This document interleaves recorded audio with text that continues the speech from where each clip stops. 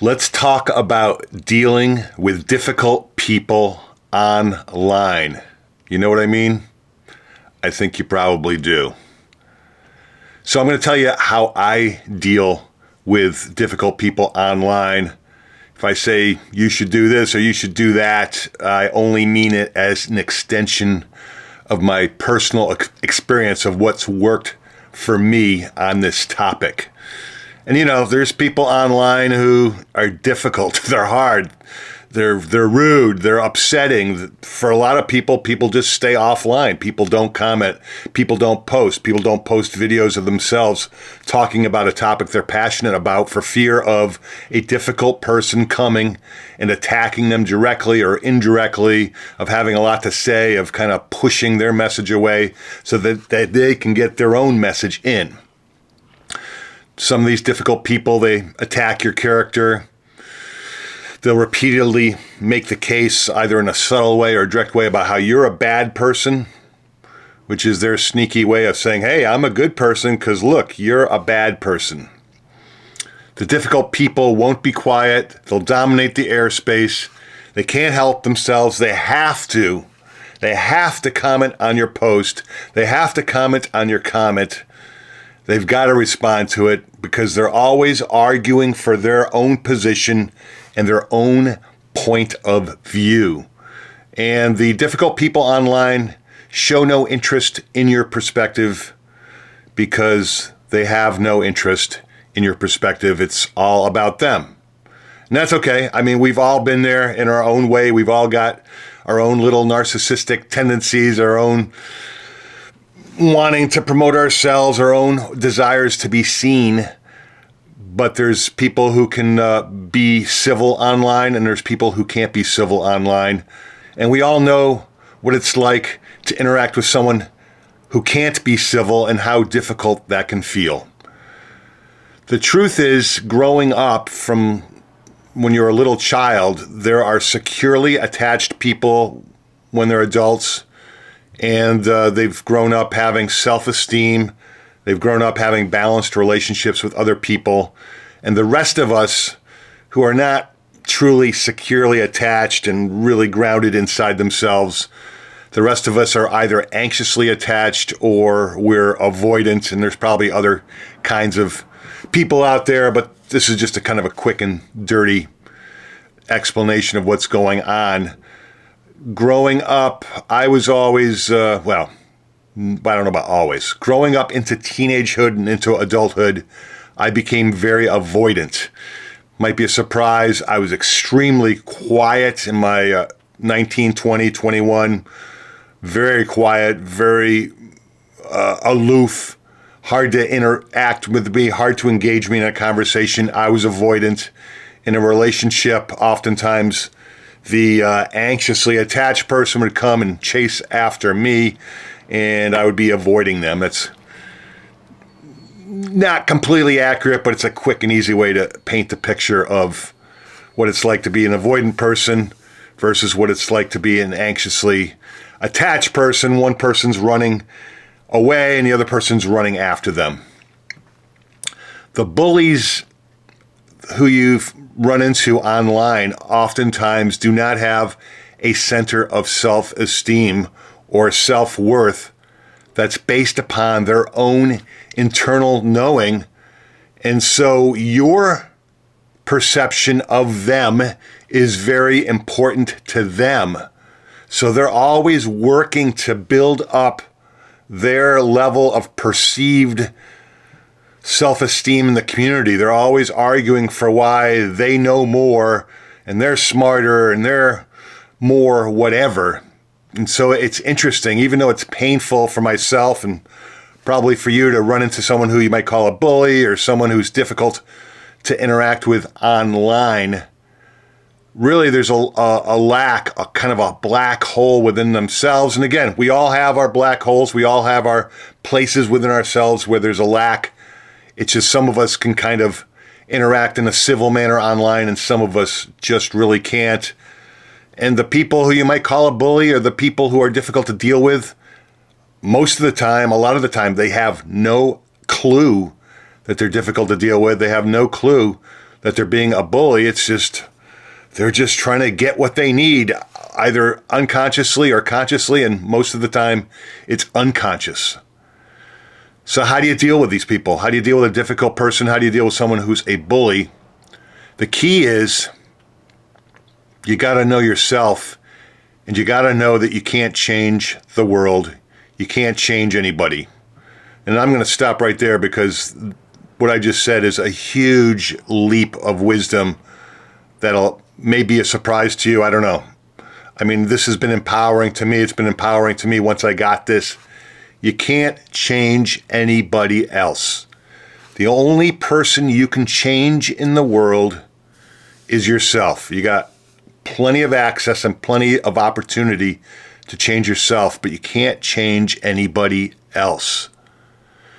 So the first question is, if you see yourself interacting with a difficult person online and going back and forth in the comments section, or interacting with someone who you might call a bully, yeah, they are whatever they are, but why are you on the dance floor dancing with them? They're trying to get something from you, but what are you trying to get from them? Are you trying to get respect? Are you trying to get heard? Are you trying to get acknowledged for your position, for your point of view, for your credentials out in the world? If you're dancing with a difficult person online, in the comment section or wherever, it's because you're trying to get something from them. And so if you don't want to be dancing or don't want to be on the dance floor with this difficult person, then first of all, notice you're on the dance floor with this difficult person. And second of all, remove yourself. Everybody can see for themselves who's trying to dominate a conversation online. It's self-evident, so quit trying to fix it or change it. Everybody can see what everybody else is doing. It's like that, I've never played it, but there's this game, I guess, you put a card, like a playing card, on your forehead, and it's facing out so everybody else in the room can see it, but you can't see it. And then the game is to figure out what your playing card is that's stuck to your forehead. I've never played the game, but it's a useful analogy because all of us, to some extent, are operating blind in the world. We can see everybody else and what everybody else is doing, but we can't see ourselves. So the work here is not to fix the difficult person. The work here is not to change the difficult person. The work here may not even be to block or thwart or put up a wall between you and the difficult person. The work is to heal yourself. What's getting triggered within you? What is the difficult person saying? And where in your body does that trigger you and make you upset and make you feel disrespected or not heard or abused or whatever? So can you look inside and begin to see where you're wounded? And like I said, this is all about me and the work I've done. Can I look inside and see where I'm wounded and what is getting triggered within myself? Are you modifying your behavior based upon how this other person, probably a stranger, probably don't know them other than what their name is on the internet? Are you modifying your behavior in order to respond to them in some way? Like, are you shutting yourself down and keeping your mouth shut? Or are you just leaving the internet altogether? Do you not fully express yourself? Do you not post videos about talking about deep topics online simply because of the fear of what that other person might say? And so are you dancing with them and doing the jig with them? Are you getting mean and defensive in response to the other person? Are you becoming this kind of person that you don't like to see in other people, but all of a sudden you're gonna attack back because I feel attacked and now I'm gonna attack back? So are you responding to the other person online, or are you able to heal yourself and do the work of healing, which takes time, probably takes a therapist? There's other modalities of deep healing.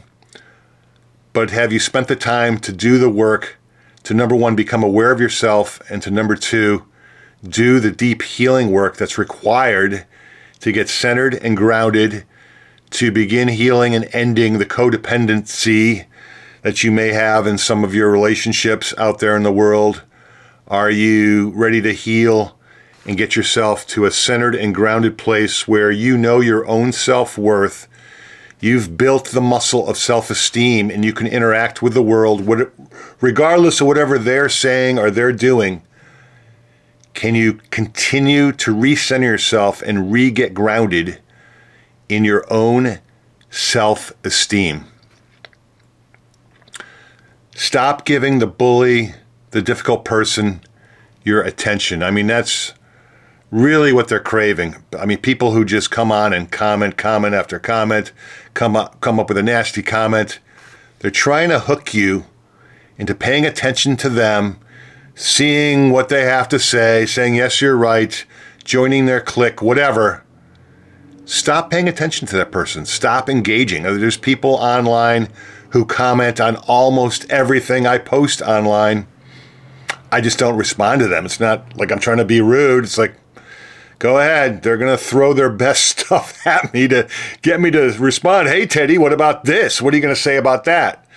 You know what? I'm not going to say anything. I'm just not. I need to be centered, calm, and perfectly congruent within my own body, and that's all that matters.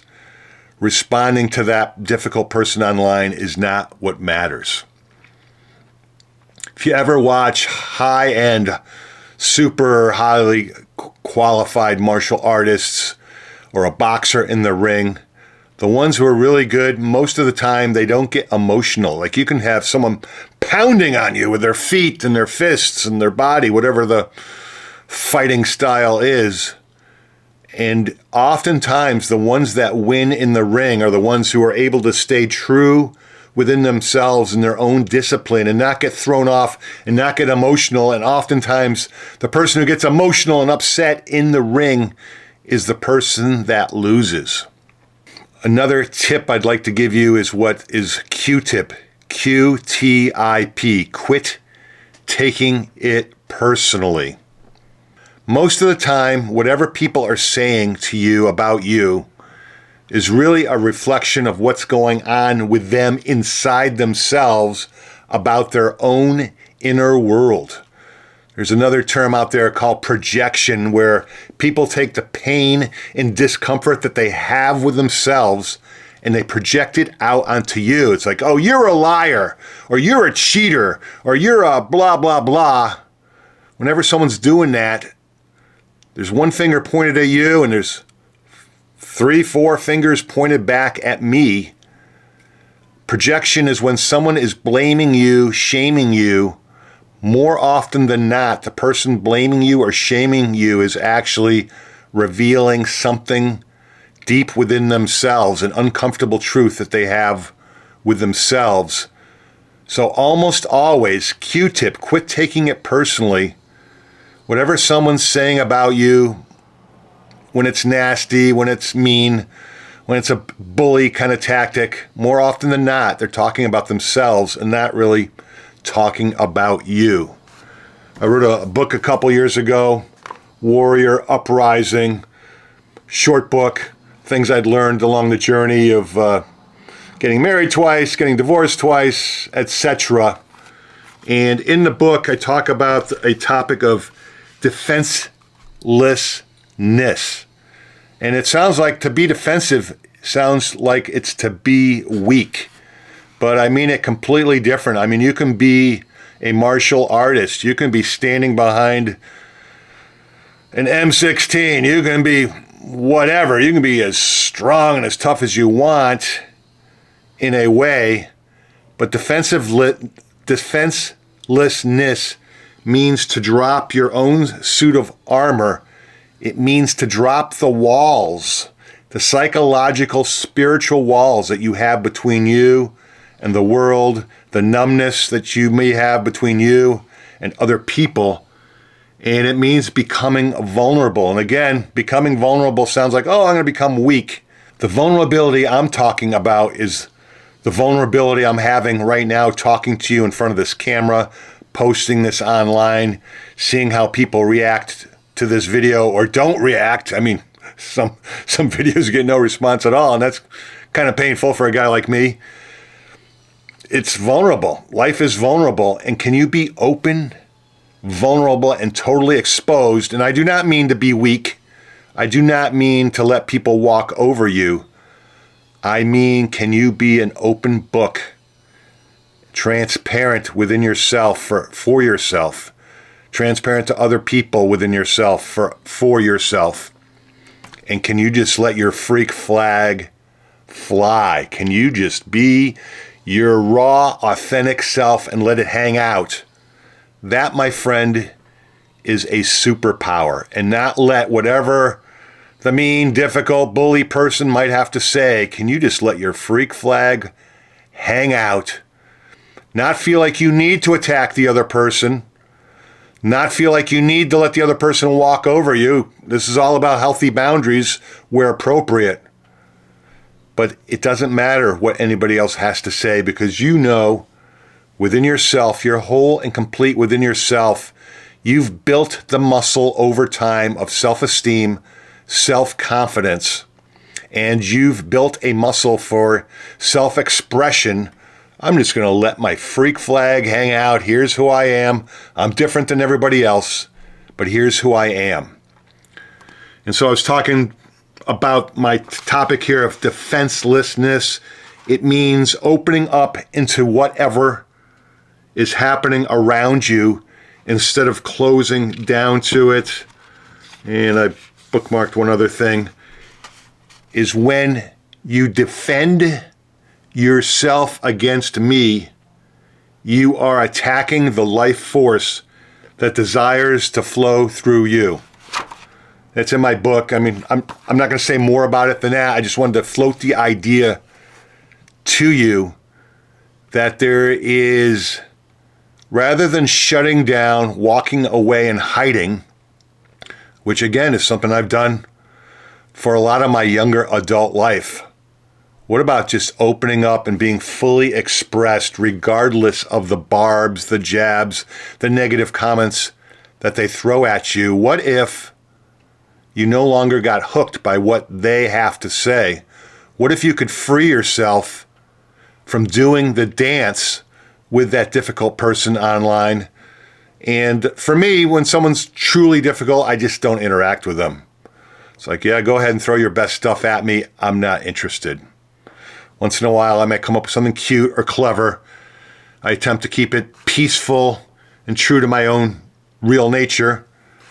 But most of the time, the best way to deal with difficult people online is just don't deal with them. You can be online, you can be fully exposed, you can be fully open, you can be fully yourself. And in fact, I strongly, highly recommend that you do that. But don't feel like you need to defend yourself from anybody else. There's nothing to protect. There's nothing that you don't need to protect your reputation, as I've heard somebody said recently. I mean, my reputation is whatever it is. What you think of me is none of my business. All right, that's by far a very long video.